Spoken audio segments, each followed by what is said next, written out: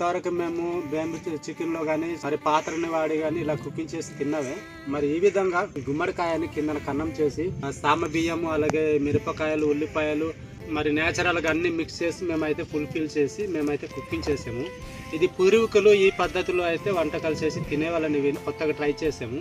గుమ్మడి కూడా చాలా బాగా ఉడికింది అన్నమాట. ఇది చూస్తున్నారు కదా, అది చూడడానికి అలాగే ఉన్నా ఇది చాలా మెత్తగా ఉడికింది. చూడండి, చాలా మెత్తగా ఉడికింది. ఇది తింటున్నాం చూడండి, చాలా బాగుంది.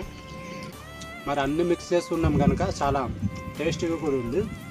ఎందుకంటే గుమ్మడికాయ అనమాట చాలా తీపిది, నాకు కూడా చాలా మెత్తగా ఉడికింది, చాలా మెత్తగా ఉడికింది. చాలా బాగుంది ఫ్రెండ్స్, మాకైతే చాలా కొత్తగా అనిపిస్తుంది.